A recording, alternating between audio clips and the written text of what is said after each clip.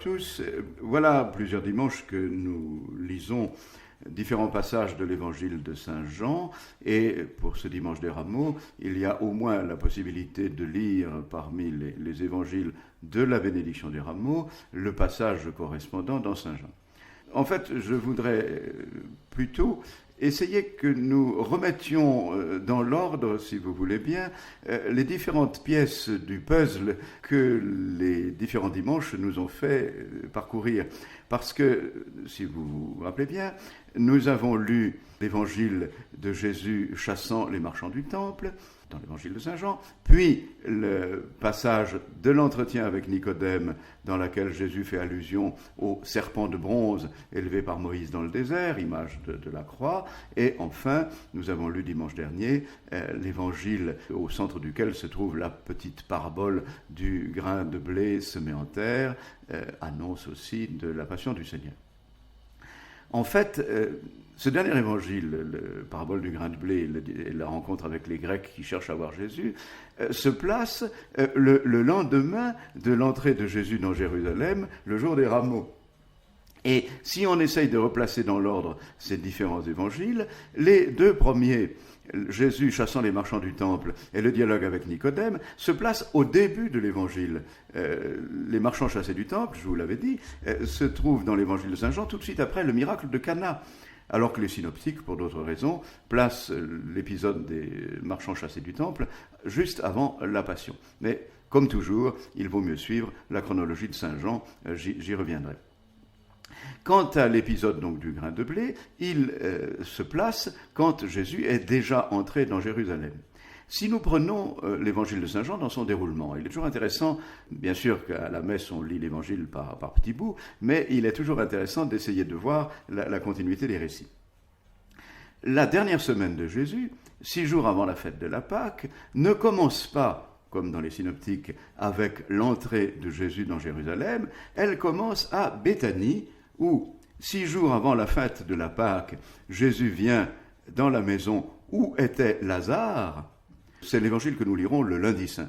Dans cette maison de Béthanie, la maison de Lazare, Marthe fait le service et Marie-Madeleine, va briser sur les pieds de Jésus, va verser sur les pieds de Jésus un parfum très précieux. Jésus la laisse faire en disant « Laissez-la faire, elle a fait cela en vue de ma sépulture ». Notez cela, Marie-Madeleine est, dans le récit de Saint Jean, celle qui, la première, va anticiper en quelque sorte la passion de Jésus, comme nous le retrouverons le jour de Pâques. Elle va être la première à être le témoin de la résurrection. Il y a également, à la clé de tout ça, le récit que nous n'avons pas entendu cette année, mais que nous entendons 5e dimanche de Carême, l'année A, et que l'on peut toujours lire quand il y a des baptêmes d'adultes, le récit de la résurrection de Lazare. Dans l'évangile de Saint Jean, une des causalité immédiate de l'arrestation et de la condamnation de Jésus, c'est la résurrection de Lazare. Les Juifs se pressent en foule pour voir dans cette maison de Béthanie non seulement Jésus, mais par curiosité ce Lazare qui l'a ressuscité des morts, et l'évangéliste note bien que c'est de là que les pharisiens et les grands prêtres prennent la décision d'exécuter Jésus, et même l'évangéliste rajoute d'exécuter aussi Lazare pour supprimer un témoin gênant. Lors les Juifs, ainsi qu'au livre il est écrit, s'assemblèrent troublés chez le prêteur de Rome, sachant que Christ avait ressuscité cet homme et que tous avaient vu le sépulcre s'ouvrir, ils dirent, il est temps de le faire mourir. Ça c'est Victor Hugo dans la légende des siècles. Je reviens à l'évangile de l'entrée de Jésus dans Jérusalem. Jean raconte les choses exactement comme les synoptiques, avec le petit âne et la foule qui vient à la rencontre de Jésus avec les rameaux d'olivier tenus à la main. Les synoptiques donnent force détails sur la manière dont Jésus demande que l'on réquisitionne un âne, etc. L'évangéliste Jean ne le note pratiquement pas, mais il dit ceci, je vous lis quand même la finale de cet évangile. Donc, Jésus trouva un petit âne s'assit dessus, comme il est écrit, « Ne te crains pas, fille de Sion, voici ton roi qui vient, assis sur le petit d'une ânesse. » Cela, les disciples ne le comprirent pas sur le moment. Mais quand Jésus fut glorifié, ils se rappelèrent que l'Écriture disait cela de lui, c'est bien ce qu'on avait fait. Cette petite phrase, vous l'avez déjà entendue. Vous l'avez entendue le 3e dimanche de Carême, à la fin de la scène de Jésus chassant les marchands du temple. Les disciples ne comprirent pas cette parole. Lorsque Jésus se fut relevé d'entre les morts, ils se rappelèrent cette parole et ils comprirent que Jésus parlait de lui. Il y a ce refrain qui revient dans le cours du récit de Saint Jean, le fait que ce n'est qu'après la mort et la résurrection de Jésus que les disciples commencent à comprendre la signification prophétique de certaines paroles et de certains gestes de Jésus. Nous retrouverons une phrase très semblable le matin de Pâques, lorsque Pierre et Jean arrivent au tombeau et trouvent le tombeau vide. Jean rajoutera « Jusqu'alors, les disciples n'avaient pas compris que Jésus devait ressusciter d'entre les morts ». Donc c'est un détail qui est caractéristique du récit de Saint Jean, cette révélation du mystère de Jésus qui ne peut arriver qu'après sa glorification, lorsqu'il a été élevé de terre sur la croix et qu'il attire à lui tous les hommes.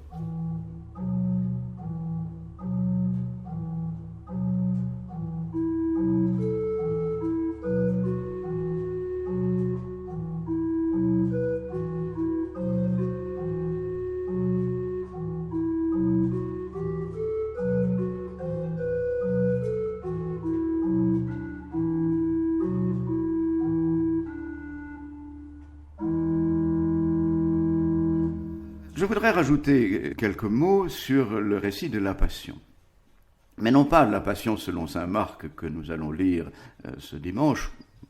Bien entendu, les récits de la Passion dans les synoptiques nous donnent un déroulement des événements qui peut sembler tout à fait conforme et plein d'enseignements. Mais chaque année, le vendredi saint, nous lisons la Passion selon saint Jean. Et là encore, c'est le récit de la Passion selon saint Jean qu'il faut suivre pour le déroulement des événements. D'abord parce que Jean est un témoin oculaire des événements. Depuis l'arrestation de Jésus et la comparution de Jésus chez le grand prêtre Anne, le reniement de Saint-Pierre, comme ce disciple était connu du grand prêtre, il fit signe au gardien et il fit rentrer Pierre dans la cour. Et jusqu'à la croix, où il se trouve au pied de la croix avec Marie, sa mère. C'est d'ailleurs un détail qui interroge. Ce disciple connu du grand prêtre, peut-il être le Jean, frère de Jacques et fils de Zébédée ?